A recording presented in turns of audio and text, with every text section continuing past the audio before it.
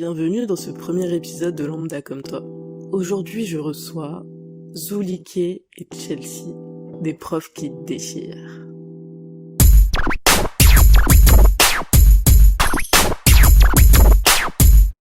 Bonjour les filles, présentez-vous. Bonjour, moi c'est Chelsea, j'ai 25 ans et je suis professeure des écoles depuis 1 an exactement. Et moi c'est Zulike, j'ai 29 ans et je suis professeure d'anglais depuis 2 ans et demi. Très bien. Et qu'est-ce qui vous a donné envie d'être prof? Je vais commencer. Alors moi c'est tout simplement un profond désir depuis mon enfance. J'ai jamais vraiment osé parce que quand je voyais les traitements qu'on réservait aux maîtres, aux maîtresses, aux professeurs en grandissant, je me disais que jamais je me mettrais à leur place. Et puis, quand au début de ma vingtaine, mes premiers jobs étaient d'enseigner à domicile ou de travailler dans des centres de langue, j'ai compris que c'était ma passion et que c'était la voie que je devais suivre. D'accord. Et toi, Chelsea? Alors moi, à vrai dire, j'étais un peu perdue. Je savais pas trop ce que je voulais faire. Au début, j'étais en communication et puis après, j'ai fait quelques stages dans des écoles et je me suis sentie à ma place et j'ai repensé à mon professeur en CM2. Il avait vraiment un goût pour ce métier. J'adorais vraiment être en classe avec lui. Et je me suis rendu compte qu'en fait, j'étais bien, j'étais à ma place. Alors j'ai décidé de devenir professeur des écoles. Voilà. D'accord. Et du coup, qu'est-ce que vous aimez dans le fait d'enseigner?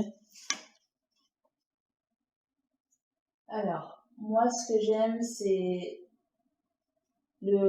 transmettre un savoir et l'échange qu'il y a entre un enseignant et son élève ou son étudiant et les différentes approches qu'on peut aborder sur une notion donnée.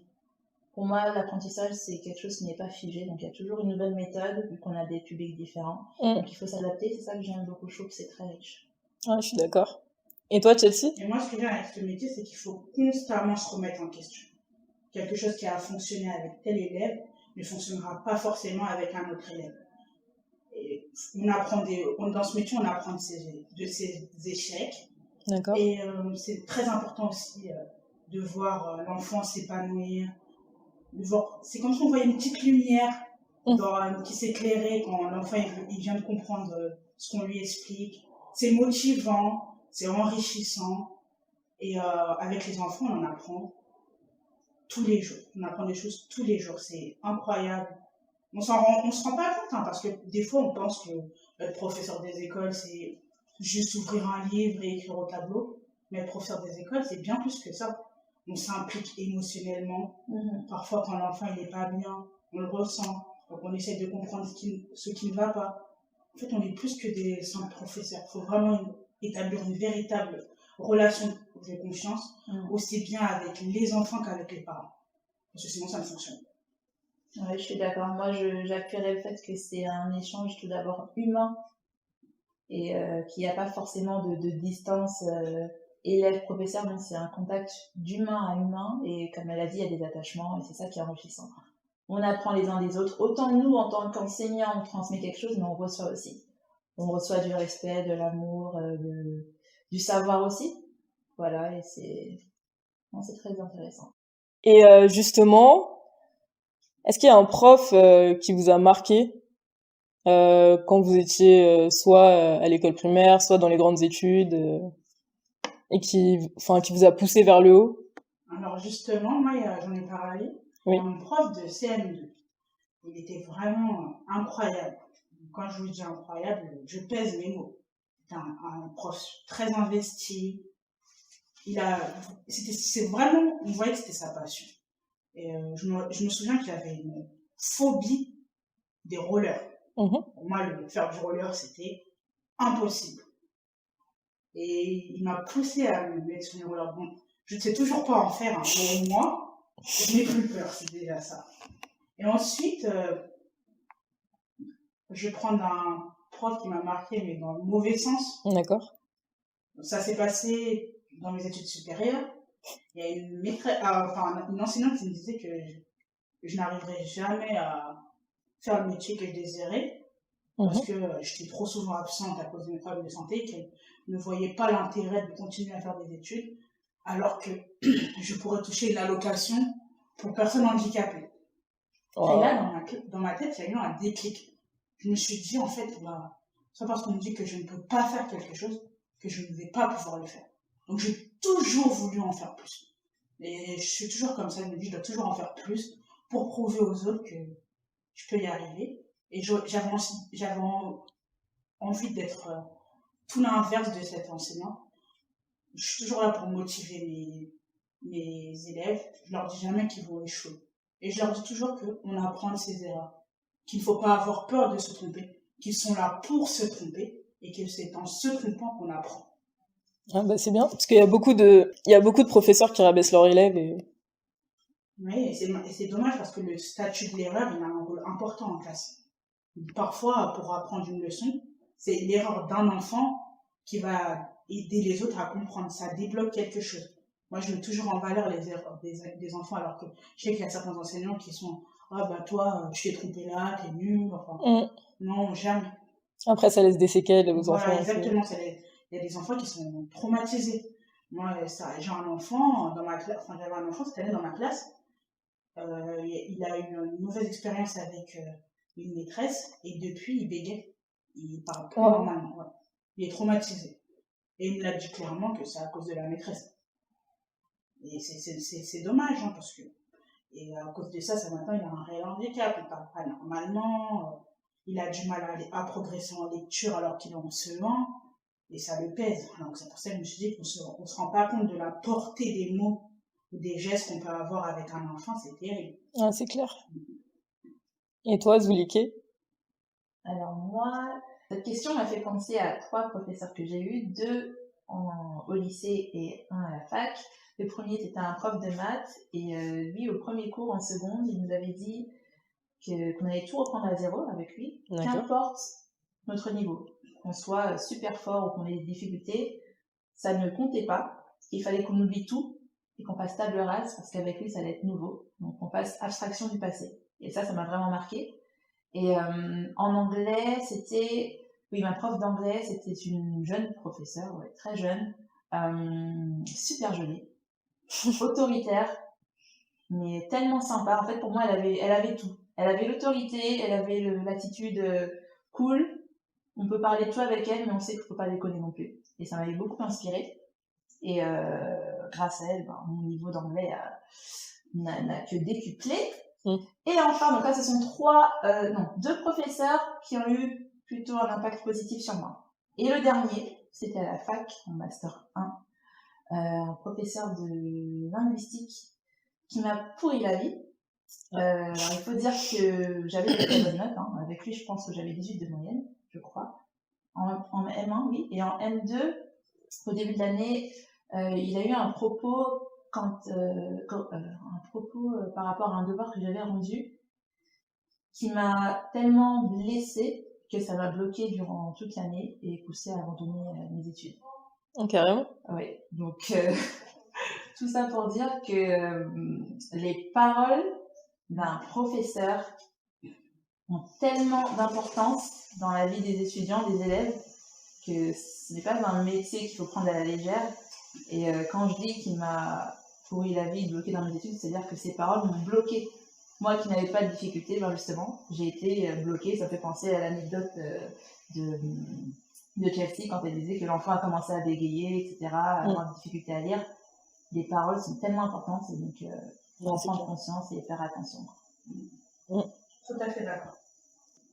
Est-ce qu'il y a des clichés sur les profs ou le corps enseignant que vous souhaitez démonter ou confirmer?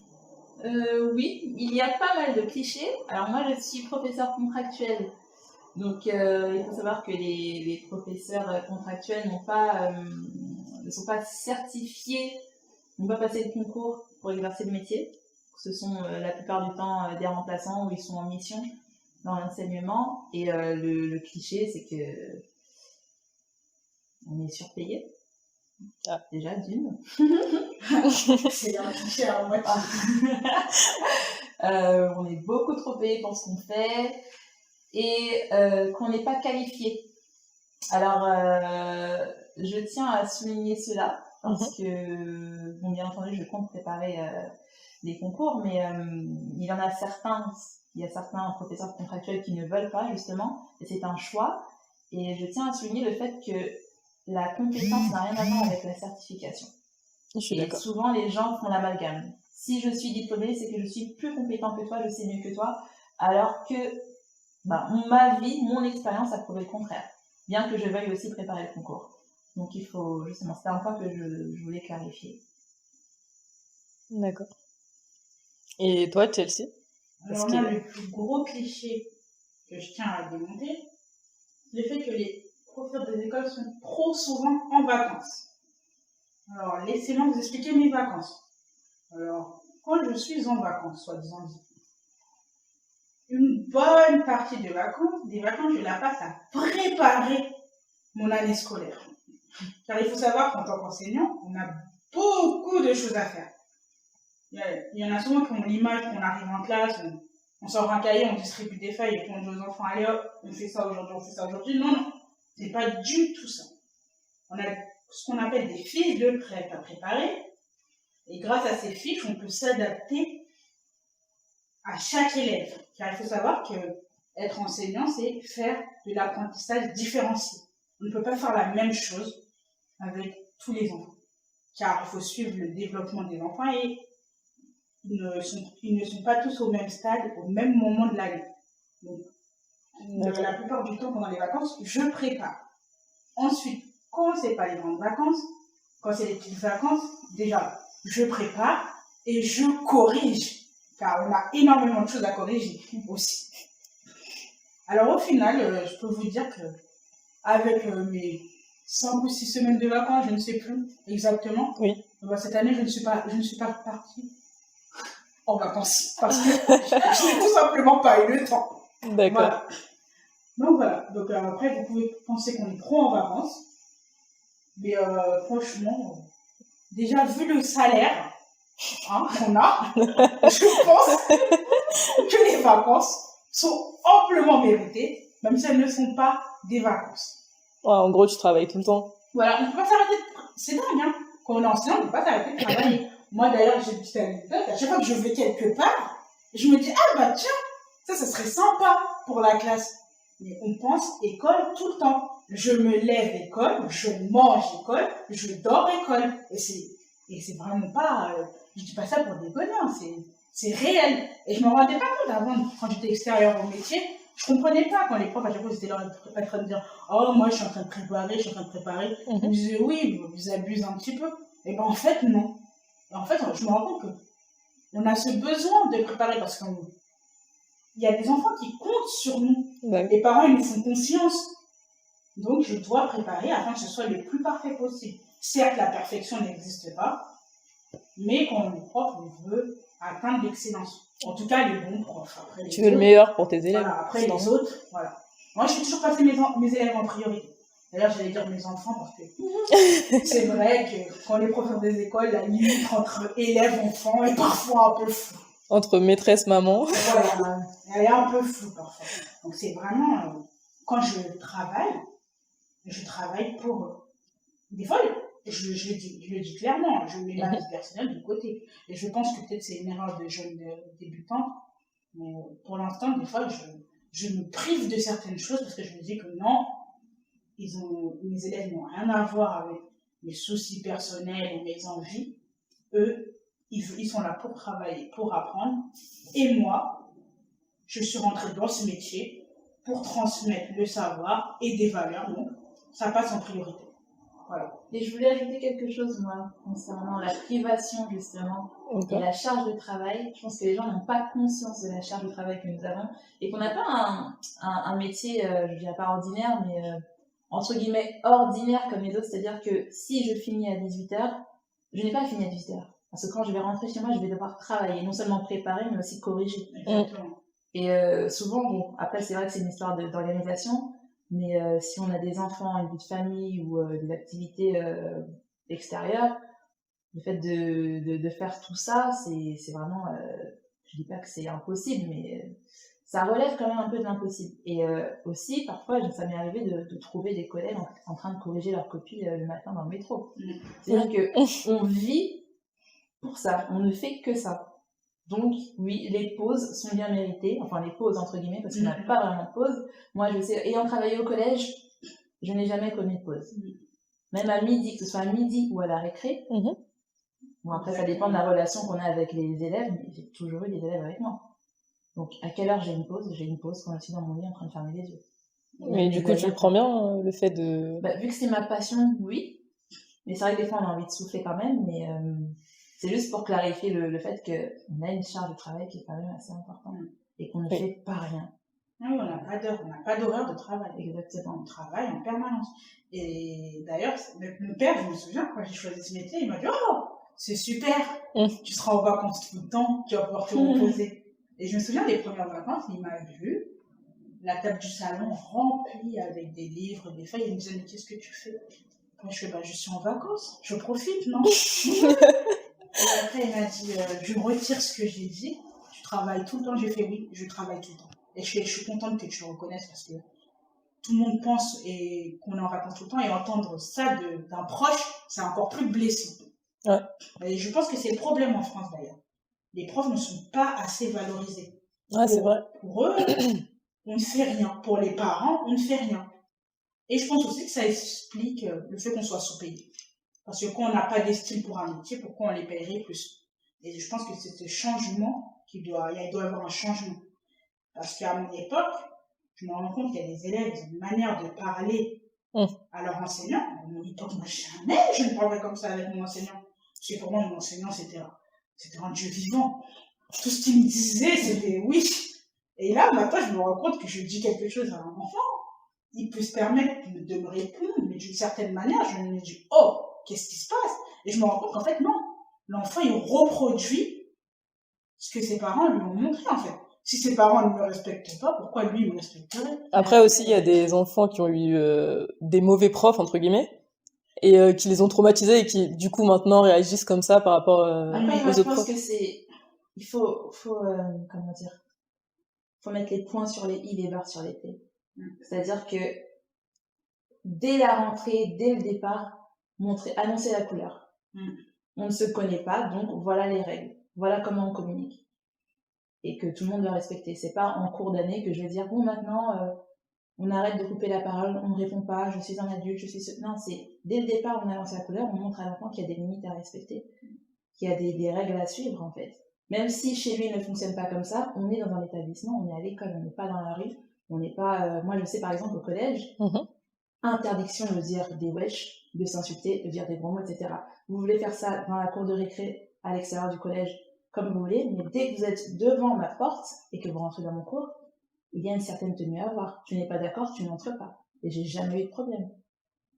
Jamais eu de problème de discipline parce que dès le départ, premier cours, je parle français et je dis comment ça va se passer. Et tout le monde est à l'aise, tout le monde est ok. En fait, les enfants ont besoin d'autorité et d'une atmosphère stricte, mais pas trop dure non plus, mais au moins où ils savent que là je suis à l'école, là c'est un adulte, j'ai pas le droit de parler comme ça. Et il n'y a pas de dérapage. Même si avec les parents ça passe pas, au moins à l'école c'est l'école, en bas. Les enfants ils ont besoin d'un cadre. C'est pour ça que surtout en primaire, c'est primordial d'avoir une bonne entente avec les parents. Parce qu'en primaire, les parents ils prennent une place importante. Et c'est pour ça que pour qu'une relation avec un enfant se passe le mieux possible, il faut essayer à mesure du possible de s'entendre avec les parents, au moins au point de vue scolaire. Parce que sinon, si ils rentrent à la maison et les parents lui disent ça, et que nous, en classe, on dit autre chose, et bien, il y a des enfants qui sont perdus. Ils ne savent plus qui ils doivent écouter. J'écoute la maîtresse, j'écoute mon père, j'écoute ma mère. Donc, c'est pour ça que j'essaie. Moi, ce que j'aime faire au début d'année, c'est ce que j'avais fait. J'avais fait un pot. Alors, on avait fait, après la réunion, j'avais préparé des petits gâteaux, ramené des boissons. On a fait un pot, on s'est posé. Parce qu'il y a des parents qui ont peur de l'école, en fait. Oui. Ils ont vécu des mauvaises expériences. Ils restent bloqués dessus. Et ils osent pas venir à l'école. Il y a des parents qui viennent pas aux réunions et on dit qu'ils sont des missionnaires. Non, en fait, ils sont pas des missionnaires. Ils ont peur de l'école. Ils ont peur de l'institution. Ils ont peur de ce que l'école représente. Ils n'ont pas les codes de l'école. Il faut savoir qu'il y a des codes à l'école. Par exemple, le français qu'on parle à l'école, ce n'est pas le même français forcément qui parle à la maison. Et ça, pour les parents, c'est difficile. Quand on a des parents, par exemple, qui sont allophones, qui ne parlent pas français, comment vous voulez avoir un rendez-vous avec ses parents, si vous ne vous mettez pas à leur place, ils sont perdus. Oui, c'est clair. Donc ça, c'est pour ça que moi, dans ma pratique, j'essaye de prendre en compte cela pour m'adapter. S'il y a pas, il y a des moyens de discuter. Par exemple, il y a une maman avec elle, c'était impossible de discuter parce qu'elle comprenait pas ce que je disais. Alors, je suis allée voir une autre maman, je lui ai dit, excusez-moi, vous aussi, vous parlez l'arabe. Est-ce que ça serait possible que vous assistiez à un rendez-vous parent-prof pour permettre à cette dame de m'expliquer les problèmes? Parce que je sens qu'il y a des problèmes avec son enfant, ça ne va pas. Moi, je peux pas comprendre parce que entre des paroles d'un petit enfant de 7 ans et d'un adulte, c'est pas les mêmes choses. Et je me suis rendu compte qu'en fait, il n'y avait pas un gros problème, c'est juste que la maman n'arrivait pas à dire ce qui se passait et ça a bloqué l'enfant. Et voilà, donc je pense que ce qui est important, c'est établir une relation de confiance, que ce soit avec l'enfant et avec ses parents, et après, il n'y a pas de raison que ça ne fonctionne pas. D'accord. J'ai une question piège. Est-ce que vous avez des chouchous? Oh oui, oh que oui. On n'est pas censé le dire. Oh que oui. Bon, après, moi j'ai travaillé au collège et j'ai travaillé dans l'enseignement supérieur, donc dans l'enseignement supérieur, chouchou c'est assez large. Bon, j'en avais quand même un ou deux, je l'avoue, mais au collège, ah oui, on a nos chouchous. Moi j'avais mes classes chouchous, j'avais mes élèves chouchous, mais ils le savent, moi je m'en cache pas, je le dis ouvertement, je suis leur maman, ce sont mes enfants.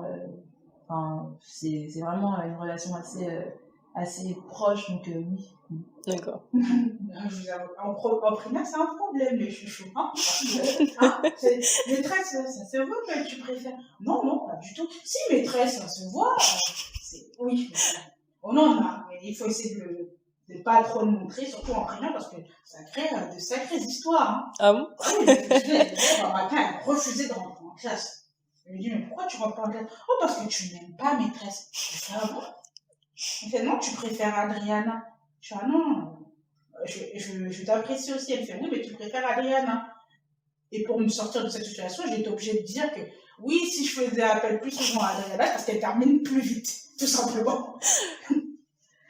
Non, mais moi je trouve que faut pas s'en cacher, c'est drôle. C'est drôle, après, bien entendu, faut pas vexer non plus. Faut savoir faire la part des choses, mais moi je sais que, voilà, j'ai mes classes chouchou, ça crée des petites rivalités, mais c'est bien. Je trouve que c'est pas mal entre élèves, ça les challenge. Par exemple, je sais que j'avais ma classe de SECPA, 6e SECPA, et ils avaient besoin de ça, ils ont besoin d'amour parce qu'ils étaient pointés du doigt comme étant, voilà, vous êtes les cancres du collège, vous arrivez à rien, vous êtes bête, etc. Ce genre de commentaires qu'ils laissent, et quand vous apprenez que votre prof d'anglais vous aime tellement fort et que voilà, avec elle vous vous sentez bien, ça vous remonte un peu la confiance et ça vous booste pour avancer durant l'année scolaire. Donc, non, moi je pense que c'est important quand même. En primaire, les enfants, ils n'ont pas cette maturité. Ils n'ont pas fait la part des choses. Ouais. Et voilà. Mais on a tous nos petits chouchous. Surtout moi, c'était ma première année, je vous avouerai. Le moins de petits dessins qu'on m'a fait. Oh, les dessins! Les petits bijoux, les petits bracelets. D'ailleurs, c'est trop bien. D'ailleurs, cette semaine, j'ai eu le cœur brisé parce qu'il y a un petit bracelet qu'on m'a donné. Il s'est cassé. Ça m'a fait mal au cœur. Je l'ai gardé, je l'ai mis dans une petite enveloppe. Oh, c'est trop mignon. Des dessins en fin d'année, on va faire des dessins, des cahiers de coloriage, des bijoux, et quoi encore? Des fruits. Ah non, mais c'est énorme, c'est trop bien. C'est trop bien. Et quand vos élèves partent, vous avez le cœur brisé? Ah, c'est ça qui est horrible. En fait, dans ce métier-là, autant on s'attache, mais le détachement, il est affreux. Après, bon, quand ils sont plus grands, maintenant, Dieu merci, on est à l'ère des réseaux sociaux. Donc moi, je sais que je les ai sur mes réseaux, ils ont mon numéro, etc. Donc on se contacte, on s'appelle, on s'envoie des messages. Mais quand, par exemple, j'ai travaillé avec des plus petits dans un centre, c'était des maternelles. Et quand on se détache, enfin, ça devient nos bébés, quoi. Donc, quand ils sont plus là, c'est fini, hein. Il faut couper le cordon. C'est dur. C'est vrai. Surtout en tant que femme. Ah non, c'est insupportable. Mais moi, ce qui a été difficile, c'est que cette année, elle a été particulière avec le Covid. Non, la Covid, comme on dit maintenant. Ah bon? Donc, apparemment, c'est la Covid-19. C'est plus le coronavirus? Non, maintenant, c'est la Covid. La Covid. D'accord. C'est moche. Voilà. Donc, avec cette année très particulière, et surtout quand on vient de débuter, j'ai perdu des mois avec mes élèves. Et c'est des mois que je ne me rattraperai jamais parce que quand on est en stage, on change d'école. Donc là, les élèves, ils ont très mal vécu Surtout à la fin de l'année, quand on s'est revus, ils ont très mal vécu parce qu'ils ont compris qu'ils ne me reverraient pas. Ah, vraiment, ça fait mal. Il y en a qui ont pleuré. C'était horrible de les voir pleurer comme ça. Et malgré le Covid, les parents, j'ai pas pu m'empêcher de faire des photos et de les prendre dans mes bras parce que ça y est, je ne les reverrai pas. Oh, Donc, c'est dur, surtout quand c'est des petits comme ça, des petits CE1 en plus. C'était dur, hein, et ils m'ont fait des cadeaux, mais incroyables. Franchement, je me rappelle, il y a un cadeau qui m'a marqué, elle est rentrée déjeuner, c'est une petite qui s'appelle Mao, elle est rentrée déjeuner chez elle le midi, et j'entends quelqu'un toquer on entend quelqu'un toquer à la porte de la salle des profs. Moi, je suis assise, et après, le directeur, il me dit, c'est pour vous. Et je vois Mao entrer avec un bouquet plus gros que sa tête. oh. Mais un bouquet, mais les fleurs, elles sont énormes. J'avais jamais vu des fleurs énormes comme ça. Elle m'a dit, tiens, c'est pour toi, maîtresse. Oh, c'est trop Et mignon. comment ne pas fondre devant leur petite bouille comme ça. Non, franchement, c'est dur. Voilà. Et justement, comment le Covid a impacté votre manière d'enseigner? Alors là, Eh ben, je me suis découvert des dons pour l'informatique, comment je fais ça. Alors moi, on pense que quand on est prof, on est bon en informatique. Moi, pas du tout. Moi, je sais taper mes fiches de prep, je sais utiliser Word, et après, ça s'est arrêté là. Et là, c'était... Déjà, le temps d'adaptation, au début, je leur envoyais des plannings. Aujourd'hui, tu dois faire ça, ça, ça, ça, ça.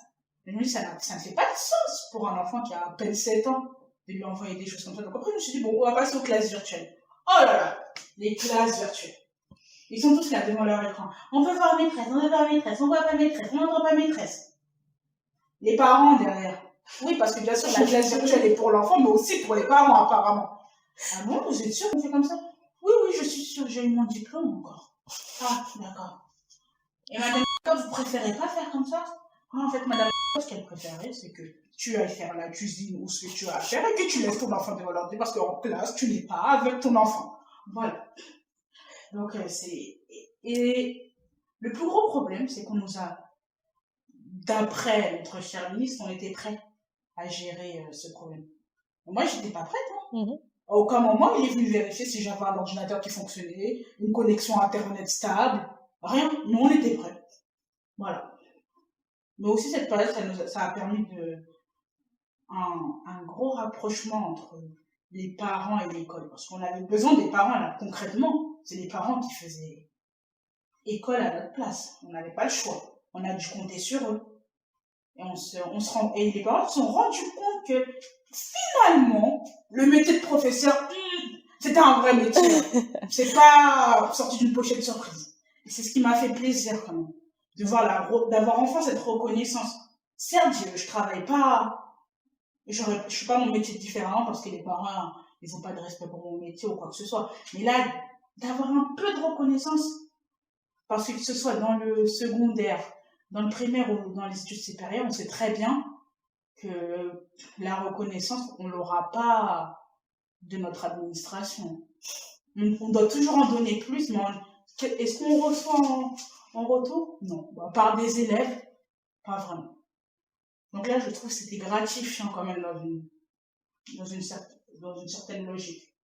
Mais c'est vrai que c'était difficile quand même de ne pas être avec les élèves. Ça m'a manqué. Je me rappelle qu'au début, je me disais d'aller faire des vacances.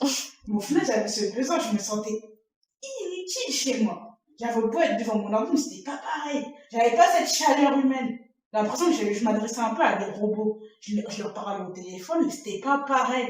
Et puis, en train de dire, maîtresse, tu me manques, on se revoit quand? Maîtresse, tu sais, maman, elle fait ça, comme si. Moi, toi, tu fais pas comme ça. Hein. Donc, oui, c'est vrai, ça m'a beaucoup manqué. Il n'y a pas le même contact. Voilà, il n'y a pas le même contact. J'ai été contente de reprendre. Certes, avec le masque, c'était difficile. Mais retrouver ma classe, c'était un bonheur. Je pensais pas que je dirais ça.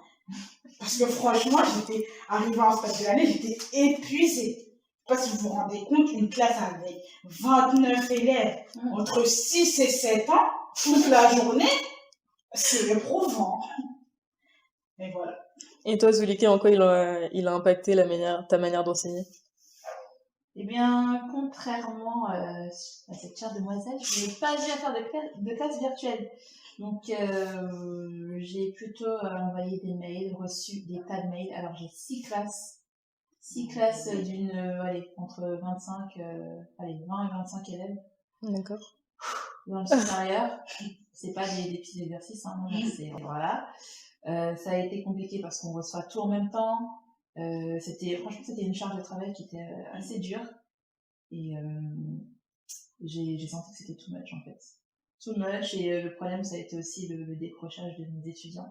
Donc, quand on commence à envoyer du travail d'anglais, je les ai pas surchargés, hein. D'accord. Je l'ai fait vraiment en fonction de ce qu'ils pouvaient recevoir.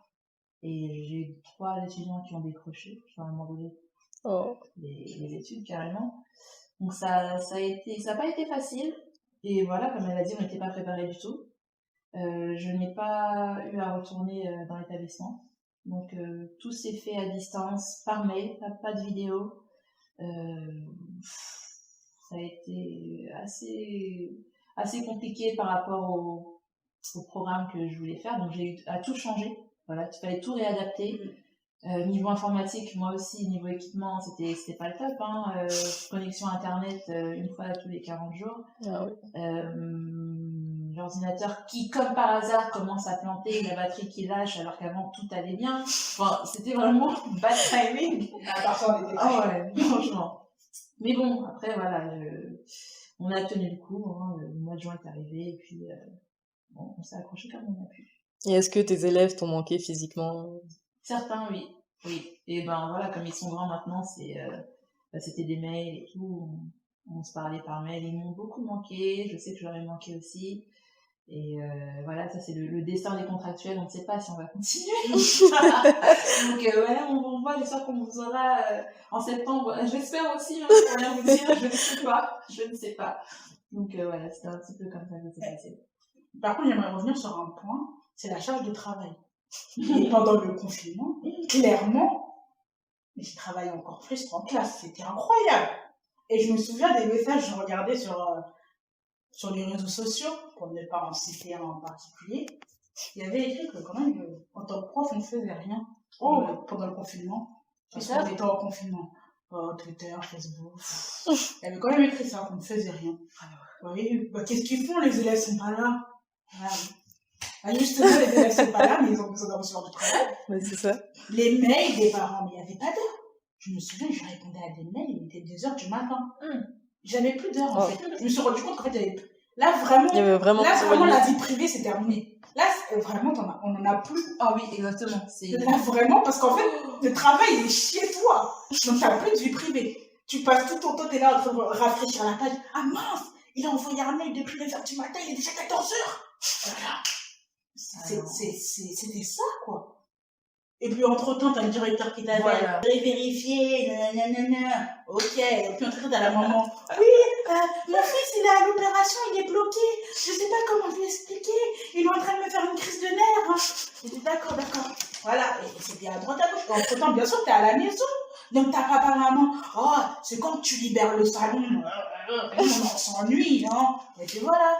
C'était, franchement, là, on pouvait dire que maintenant, clairement, ma vie privée était morte. Franchement. De mars à juin, dead. No life. C'était terminé.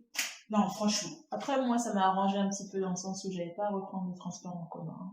J'avais pas les longs trajets à faire. Ah, c'était parfait. Ah non, le jour où on m'a dit, tu peux revenir à l'école. Moi, je dis, non, attends, j'en pouvais plus des classes virtuelles, tout ce travail. Non, mais le plus marrant, c'était ce petit moment de flottement où on disait, les élèves, ils reviennent par groupe. Ah oui. Alors, expliquez-moi, je fais comment? Je suis en classe, mais en même temps, je suis à la maison en train de m'occuper des autres. Mais là, c'était impossible. Cette charge de travail, c'était insoutenable. Moi, je me disais, à un moment, on va me ramasser la petite cuillère, moi, je ne peux pas. Je fais classe, et après, au même moment, je suis là avec mon ordinateur. Oui, attendez, je dois répondre à ma classe qui est à la maison, quand même. Non, mais c'est quoi? Ouais, c'est n'importe quoi. Nous aussi, il aurait fallu qu'on nous applaudisse. Voilà. Voilà, je suis d'accord avec vous. Voilà. Vous avez un peu oublié, quand même. Oui, moi, je suis d'accord. À la trappe. Merci. Et moi, je vous avoue, moi, je m'applaudissais moi-même. Mon père, il m'applaudissait, il me disait, franchement, on devrait vous applaudir. Je voyais des petits messages sur Facebook, des petites vidéos. Une vidéo d'ailleurs qui m'a fait bien rire. Une maman qui se cachait sur la tête parce que son fils était là. Maman, ça fait combien cette facette? Maman, ça fait combien? Non, maman.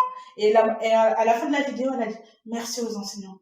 Vous supportez ça tous les jours avec plus de 20 élèves. Exactement. Moi, j'en ai qu'un et je perds la boule. Et voilà. Mais c'est vrai que vous êtes trop souvent sous-estimé. Ah ouais, exactement. Mais ce qui me fait rire, c'est que là, pour l'instant, bon, on est remonté en l'estime des parents. Mais quand le Covid sera loin derrière. Bah oui. Personne s'en souviendra. Il y aura un changement. Est-ce qu'il y aura un changement? Je suis pas sûre. Non. Parce qu'entre les annonces qu'on promet aux enseignants et la réalité. On va en politique, là. Il y a un monde. Voilà.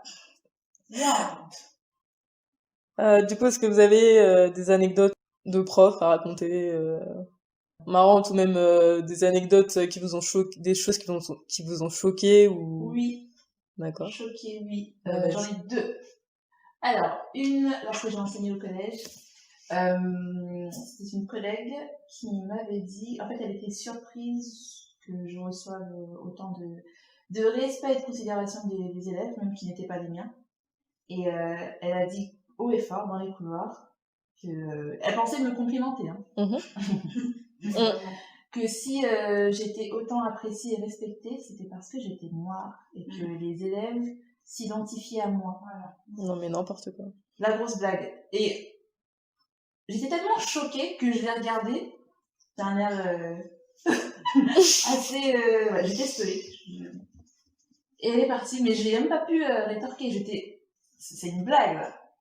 J'étais choquée. Pourquoi? Parce que d'autant plus que cette collègue était maghrébine. À quoi tu joues, en fait? Mais c'est n'importe quoi. Enfin... À quoi tu joues? Ça n'a absolument rien à voir. Donc, en fait, il y a encore le cliché de, si t'es noir, en fait, ta seule compétence, c'est d'être black. Voilà.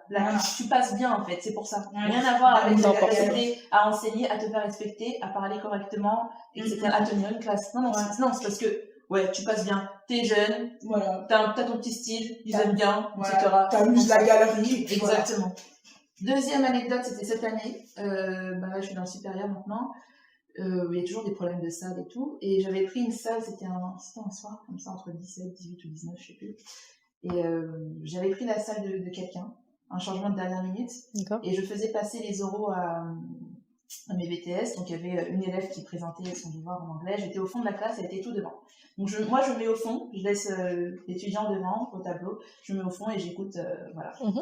Avec les autres. Et donc, le professeur entre dans la salle et il balaye la classe du regard parce que c'était censé être sa salle, mais il savait pas qu'il avait été changé à la dernière minute. Et il s'arrête un instant et il dit il y a un problème de salle, là. Et donc, je lui réponds en disant oui, ça a été changé à la dernière minute. Où est votre professeur? Il me rétorque. Alors, sachant que je suis dans une école où les noirs, on les compte sur un doigt, on peut dire sur les doigts d'une main, j'ai dit, je suis... il m'a coupé en disant, non, où est votre responsable? Il n'y a pas un adulte ici? Oh. Et là, mes étudiants m'ont regardé un peu d'un air... c'est gênant, là, un peu... Non, mais je suis le professeur. Et là, il s'est senti un petit peu mal à l'aise. Il a dit, ah, désolé, comme vous êtes jeune, j'ai pas pensé que... Non, c'est moi la responsable de la classe. Je viens de vous dire qu'il y a eu un changement de salle. Ah, c'est horrible. Est-ce que c'est clair maintenant? Ah, mais désolé. Après, il a dit ça en rigolant et tout. Non, mais j'ai senti que t'es noir, t'es jeune, tu fais pas ton âge. Encore cet aspect physique qui revient sur le tapis. Donc voilà, moi, je n'ai que d'anecdotes choquantes à partager parce que les bonnes anecdotes, je les garde pour moi. Voilà. Ah, d'accord. Moi, j'ai une anecdote. Je vais commencer par celles qui sont marrantes. Je veux pas remonter en mémoire. Alors, j'étais en stage. Alors, je vais à mon premier jour de stage. Je suis en CM2. Je rentre dans l'école. Évidemment, je porte un sac à dos rose de préférence parce que j'adore le rose. Donc, j'arrive. Il y a un groupe d'enfants qui vient me voir. T'as redoublé combien de fois pour être en CM2? Alors, je dis, pardon? Oui, t'es grande quand même. T'as redoublé combien de fois pour être en CM2? Après, je fais, vous êtes en quelle classe? On est en CM2. Je fais enchantée. Moi, c'est madame. Bah, tu fais drôlement jeune, hein? Et je vous avouerai sur le coup, j'étais un peu vexée, mais ça m'a bien fait rire quand même. Je me suis dit quoi, c'est peut-être le sac à dos qui était trop, je sais pas trop, mais bon. Et ça m'a bien fait rigoler. Ensuite, deuxième anecdote, on va dire, limite, allez, je sais pas où la mettre. D'accord. Là, j'arrive dans ma première vraie école, on va dire, où j'ai enseigné pendant plus d'1 an. On va dire, j'ai un nom qui fait juif, sans être offensante. Alors, quand on m'a vu arriver, on m'a regardé, on m'a demandé, vous êtes? J'ai dit, bah, c'est moi. Et... Ah bon? Ah, on s'attendait pas à ça. Ah, merci. J'ai dit, ah, vous vous attendez à quoi? À une juive? J'ai dit, bah, j'ai déjà, appelons un chat un chat. Elle me fait, non, mais c'est juste que vous appelez Jacques. Enfin, je sais pas, on ne s'attendait pas à ça, quoi. Waouh. Je suis d'accord. À ça. Voilà. Alors, elle me fait, bon, on n'est pas raciste, hein. Je fais, oui, d'accord. À ça. Et je fais, bah, finalement, je suis noire.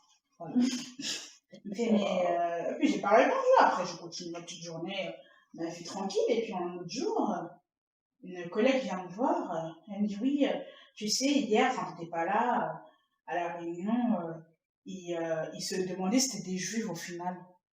Je dis, ah, d'accord, vous faites une réunion. Non, mais vraiment. Vous faites une réunion pour parler de savoir si je suis juive ou pas.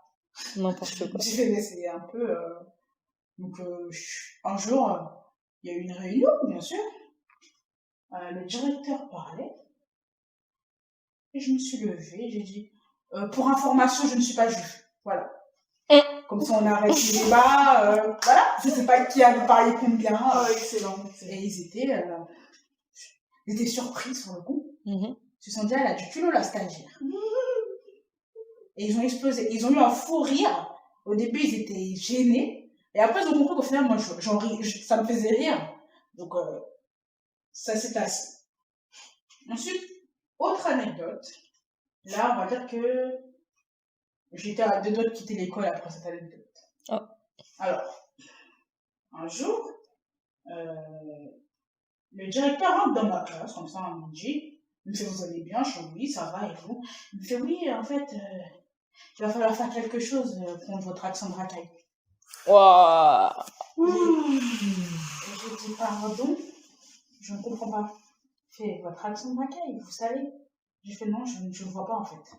Il fait, ben, en fait, ça vient pas de moi seulement, mais vous savez, la psychologue, etc., elle était venue dans votre classe pour voir un élève, elle a dit qu'elle a entendu votre accent de racaille.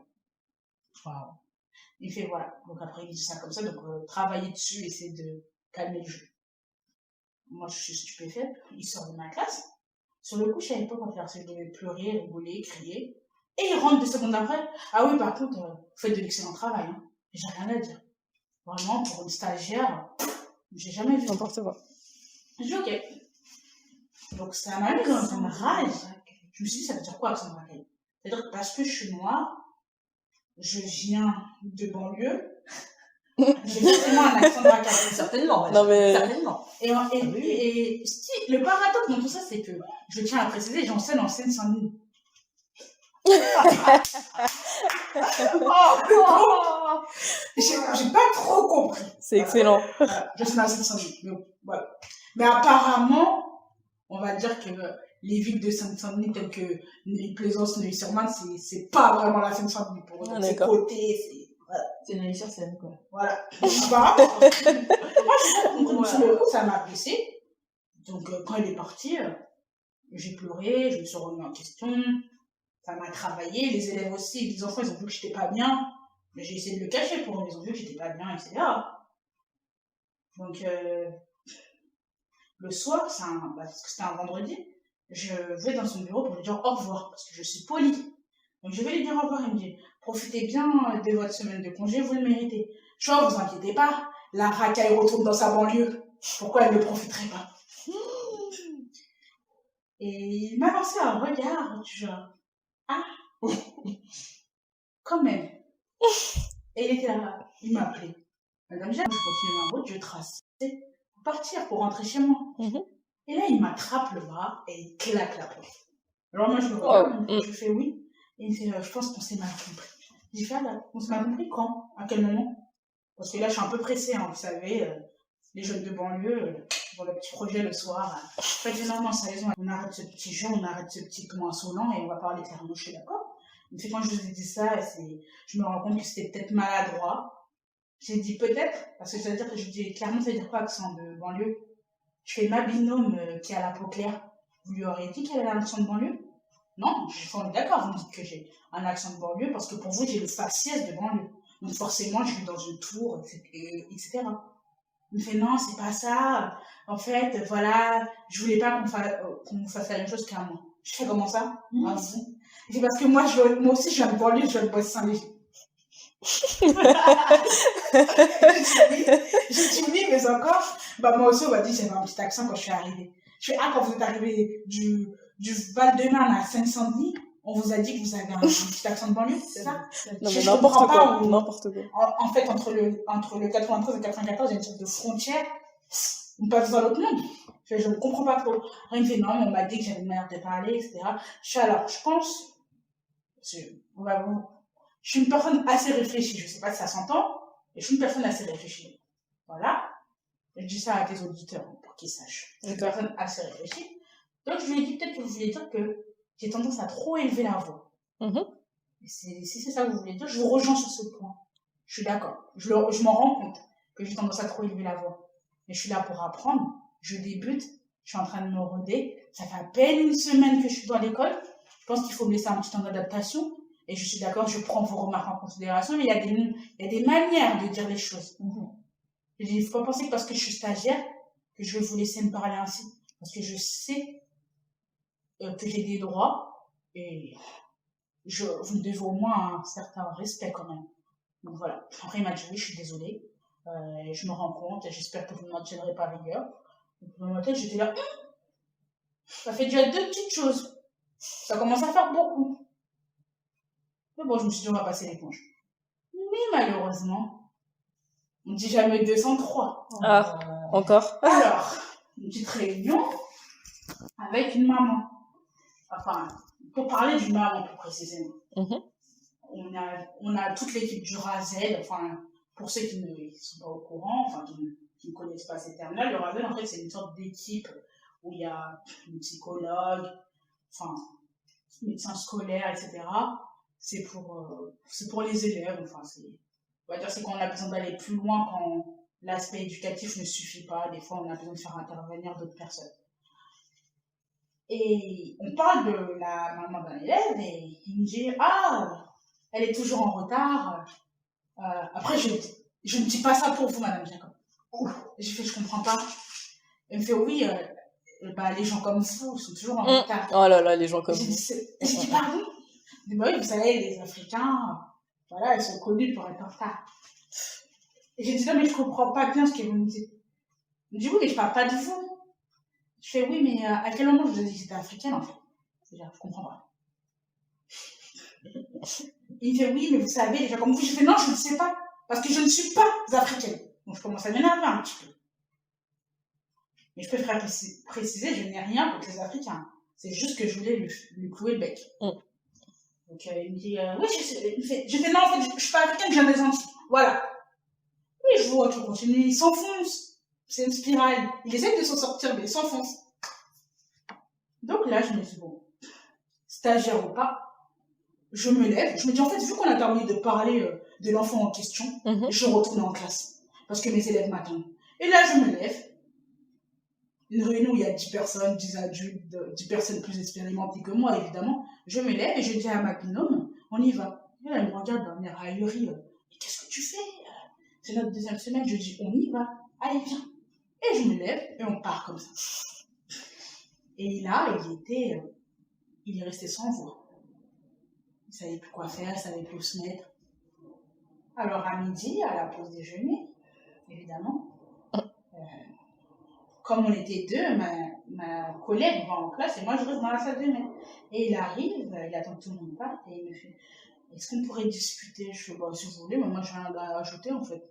J'ai pas de problème. Après il me fait non, mais parce qu'il s'est passé ce matin, même mes collègues me font remarquer que mes propos étaient maladroits. Je fais oui, oui, oui. Après je fais oui, qu'est-ce que je voulais dire? Après il me fait oui, mais en fait, quand je vous l'ai dit. Non, je suis non, en fait, le seul problème c'est que je vous ai dit que je suis pas africaine. Je vous l'ai dit une fois. Je vous l'ai dit deux fois, je vous l'ai dit trois fois. Déjà. Et en plus, je ne comprends pas ces clichés. Donc forcément, quand on est noir, on arrive en retard. Après, il me fait, non, mais vous savez, c'est l'humour belge. Je fais, non, je ne connais pas, moi, l'humour belge, désolé. Je ne connais pas. Après, il me fait, oui, voilà. Des fois, je dis des trucs, voilà. Mais il ne faut pas penser que je suis raciste, parce que vous savez, mon meilleur ami est noir. Oh là là là là. Oh non, je déteste. J'ai dit oui, j'ai dit, vous savez, j'ai dit, vous savez, je n'ai aucun doute sur le fait que vous ne soyez pas raciste, parce que malgré tout ce que vous dites, j'ai appris à vous observer. Voilà. Quand on est dans une école, on est dans une petite communauté. Donc, je sais qu'au final, vous n'êtes pas raciste, vous êtes juste hyper maladroit, voire stupide. Voilà. Et après, il m'a dit, fais attention à ce qu'on dit quand même. J'ai dit oui, mais en fait, vous n'êtes pas mon supérieur hiérarchique. Donc, si vous pouvez vous permettre de me dire des choses déplacées, je vois pas pourquoi moi, je m'abstiendrai de le faire. Après, on a fait d'accord, donc on va remettre les choses au clair. Je ne tiendrai plus de propos déplacés et vous ne me manquerez plus de respect. Je suis on est d'accord sur ce point-là. Alors, il n'y a aucun problème. Vous me respectez, je vous respecte. Ah, fallait mettre les points sur les. Et après, il m'a dit d'accord, très bien. Je vois que vous avez du caractère. Et après, vous savez, j'aime bien ça. Enfin, vous allez être servi avec moi. Là. Donc voilà. Et on a remis les choses en place comme ça. Et si maintenant je vous dis que lui et moi, on a une relation du tonnerre, on s'entend super bien. Comme quoi, parfois, il ne faut pas avoir peur de dire les choses. Si on a des choses à dire, il faut le dire. Parce que comme quoi, il est super maladroit, mais finalement, il est adorable. Franchement. Alors voilà. Donc ça, c'est un conseil que j'ai à donner à tous les futurs enseignants. Je sais que c'est difficile quand on arrive dans le métier. On a envie de se faire bien voir. Parfois, on reste dans son coin, etc. Mais si des choses vous déplaisent, n'hésitez pas, il faut en parler. Il y a des manières de dire les choses. Moi, je ne dis pas de dire les choses avec la même insolence que moi, mais moi, je suis connue pour être insolente. Donc, voilà, on fait avec, soit on n'aime pas. Et je sais pas, je sentais qu'avec lui, l'insolence, ça allait passer. Donc voilà. Mais n'hésitez pas à parler. On n'a pas à vous rabaisser parce que vous venez d'arriver dans le métier. Eux aussi, ils ont débuté un jour ou l'autre. On débute tous un jour ou l'autre. Donc, faut pas avoir peur. Voilà.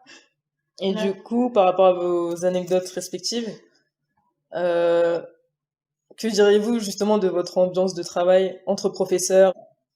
Entre professeurs, bon, moi ça dépend, vu que j'étais dans 2 établissements. Bon, le premier établissement, le collège, ça a été assez houleux parce que je suis arrivée en milieu d'année et je suis arrivée dans une équipe où les professeurs étaient en clash, donc il y avait des clans. D'accord. Donc super intégration.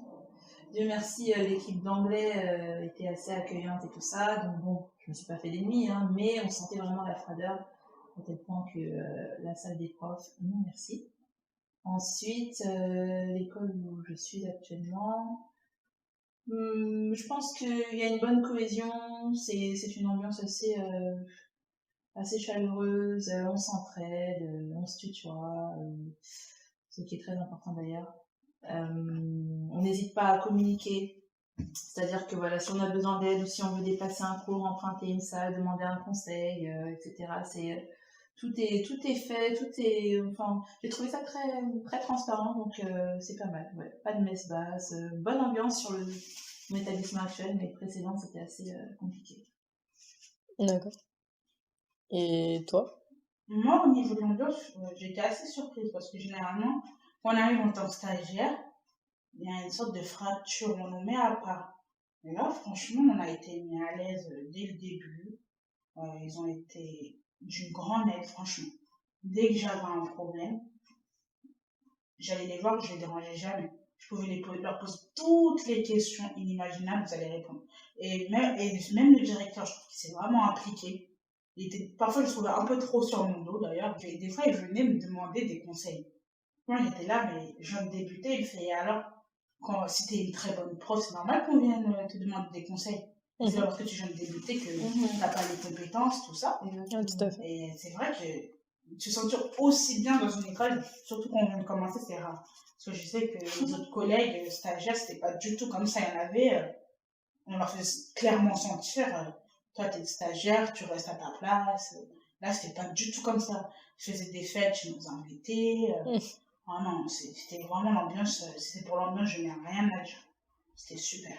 Est-ce que entre prof et, par exemple, surveillant, animateur, est-ce que vous côtoyez, vous avez des rapports professionnels ensemble? Non, je leur dis Non. juste bonjour, comment ça va, mais après, dans le primaire, c'est assez cloisonné quand même. Oui, Les ok. animateurs, ils Et s'occupent des enfants sur les pauses méridiennes, enfin, le temps, on va dire, extrascolaire. Après, nous, on les voit pas tant que ça. Sauf s'il y a eu un souci à la cantine et qu'ils viennent nous expliquer. Sinon, non. Moi, c'est. Moi, dans le supérieur, j'ai pas de surveillant en tout. d'accord. Mais dans le collège, les surveillants, ah oui, on s'entend super bien. Je fais D'accord. des amis. Ah oui, oui, c'est vraiment, on s'entraide en fait. À la limite, on devient amis, on se voit tous les jours. C'est un soutien en plus en fait. C'est cool. Et, ça fait du bien. Ouais, ça fait du bien. Est-ce que justement t'as vu le film La vie scolaire? Est-ce que tu dirais que Alors, je n'ai pas vu le film La vie d'accord. scolaire, mais c'est vrai que mon rapport avec les surveillants a surpris certains parce qu'apparemment, il y a un certain climat qui fait que on a les professeurs d'un côté et les surveillants qui sont bas d'échelle de l'autre. Mais bon, moi, je suis pas juste comme ça, c'est pas mon point de vue, donc tout s'est fait naturellement. Mais je sais que ça peut un peu choquer quand on voit que les deux corps se côtoient, quoi. Mais la vie scolaire, du coup, c'est quoi ce que tu fais? C'est une nouvelle CPE qui arrive dans un collège et elle doit gérer des élèves un peu difficiles, on va dire. Et puis elle se lie avec les surveillants et certains profs, et puis voilà. Mais je peux pas bien t'expliquer, donc regarde-le. En conclusion, allez voir le film. J'explique très mal les films, hein. Et du coup, est-ce que vous avez un message à faire passer? Oui. Alors, ce serait un message pour les élèves, les étudiants, de ne pas se décourager. Parce que le système éducatif en France est assez particulier. Ce que j'y reproche, c'est de se focaliser sur les grades, sur les notes, et non sur l'apprentissage. C'est-à-dire que l'élève, l'étudiant, va plutôt s'identifier au résultat qu'il a eu, plutôt qu'à la personne qu'il est et à ce qu'il apprend. En fait, ce qu'il apprend est une richesse, c'est un acquis, mais pour lui, tant que le résultat n'est pas bon, ça veut dire qu'il n'est pas bon alors que ça n'a rien à voir. Je peux être très fort et me planter sur une interro, un devoir, etc. Donc, en fait, ne pas laisser ses résultats empiéter sur son estime. Et ça, c'est pas facile, mais justement, il faut que les parents soient là pour aider, que les professeurs soient là justement pour encourager. Et oui, ce serait ça mon message. Ok, merci. En plus, c'est vrai que des fois, ils assimilent leur intelligence au fait d'avoir des mauvaises notes, c'est ça. etc. Et toi, Chelsea? Alors moi, si je devais ajouter quelque chose, ça serait d'abord que un élève mauvais, ça n'existe pas. On n'est pas mauvais, on n'est pas... Voilà, on a certes des difficultés, mais on n'est pas mauvais. Je déteste entendre cette phrase. Quand mes enfants, quand mes élèves me disent qu'ils sont nuls, ou qu'ils n'y arriveront jamais, ou qu'ils sont bêtes, je ne supporte pas ces mots. C'est faux. Non, peut-être que tu n'as pas encore trouvé les moyens ou la bonne méthode, ou qu'on t'a pas encore montré la bonne méthode pour apprendre, mais non, tu n'es pas mauvais, ça n'existe pas. Et même le terme élève en difficulté, je trouve ça assez péjoratif. Voilà. Parce que, en soi, on a tous été en difficulté à un moment dans sa vie. Ouais, c'est clair. À un moment dans ses études, on a tous quelque chose qu'on n'a pas compris. Dans une matière. Voilà. Et pourtant, voilà, j'avais des difficultés en maths, et pourtant, maintenant, c'est moi qui les enseigne. Voilà. Comme quoi. Ça ne veut rien dire. Hein. Voilà, ça ne veut strictement rien dire. C'est un paradoxe. Voilà, ça ne veut rien dire. Ensuite, un deuxième message. Ça serait un message un peu, on va dire, politique. Et c'est bancaire. Et pour tout le monde, on va dire. Déjà, ça serait d'arrêter de sous-évaluer, sous-estimer les professeurs. Parce que l'éducation dans un pays, c'est très important. Ça ouvre des portes ça permet de faire quelque chose plus tard. Même si on n'a pas un diplôme, mais qu'on est allé à l'école déjà, on a déjà des bases. C'est important l'éducation. Parce qu'on se rend compte de ce que le manque d'éducation peut faire. C'est terrible. Ne pas être éduqué, ne pas avoir appris à sélectionner des informations, sélectionner des informations qu'on voit dans les médias, etc. Tout ça, ça s'apprend à l'école aussi. Parce que sinon, on regarde la télé bêtement et on dit oui à tout ce qui est dit à la télé. Ensuite, il y a un autre message vraiment politique. Alors, à tous ceux qui souhaitent devenir enseignants, déjà, ne devenez pas enseignant pour l'argent. Ok, c'est clair. Parce que clairement, vous ferez une grosse erreur. On ne devient pas enseignant pour l'argent et pour les vacances. Parce que c'est un leurre de croire que vous aurez beaucoup de vacances. Les vacances, c'est pour travailler la plupart du temps. Si vous arrivez à ne pas travailler pendant les vacances, c'est que vous ne travaillez pas assez pour votre métier. Je suis désolée de le dire comme ça. Après, ça demande une certaine organisation. Je ne vous dis pas que vous allez passer toutes vos vacances à travailler, mais une grande partie quand même. Oui, c'est vrai, on ne devient pas professeur pour l'argent. Et un message, on va dire, à la haute sphère, il serait temps de prendre en compte ce métier, car c'est un réel métier. Certains ont fait des études jusqu'à Bac+5 pour en arriver là. Donc, je ne comprends pas cette différence de salaire entre certains métiers qui sont à ce stade d'études. C'est terrible. Donc, si vous voulez qu'on respecte un peu plus les professeurs, ça passe par une revalorisation des salaires. Ensuite, un petit message à mes collègues contractuels. Vous avez choisi ce métier, c'est que vous l'aimez. Enfin, la plupart, je pense. Parfois, peut-être que les professeurs qui ont eu leur diplôme vous prennent de haut ou pensent que vous n'êtes pas aussi qualifié qu'eux. Il faut savoir que le fond du problème, c'est que tant qu'il y aura autant de contractuels, je pense que les salaires n'augmenteront pas. Donc, pour le bien de tous, je pense qu'il faut qu'une grande part des contractuels se décident à passer le diplôme. Non seulement parce que ça sera plus valorisant pour eux, et non seulement parce que je pense qu'il y en a certains qui vivent dans une précarité extrême. Parce que attendre qu'on vous appelle pour aller travailler ou quoi que ce soit, ne pas avoir de poste fixe, ça doit être difficile à vivre.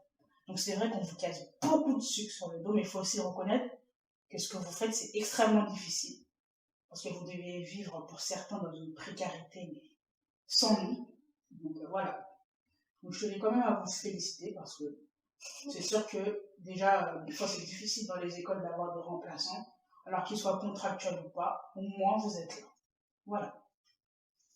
D'accord. Est-ce que vous avez un dernier truc à ajouter? Beaucoup de succès pour ton podcast. Merci. Bah, merci beaucoup pour votre présence. Et qu'est-ce qu'on peut vous souhaiter? Que ma première année en CM1 se passe comme sur des roulettes. Bah, je te le souhaite. Que de la réussite. Que de la réussite. Et ben, que de la réussite. Merci beaucoup. Merci d'avoir écouté cet épisode de Lambda comme toi. Si toi aussi tu souhaites participer, envoie-moi un email à lambdacommetoi tout attaché @gmail.com. Je te dis à bientôt pour un nouvel épisode de Lambda comme toi.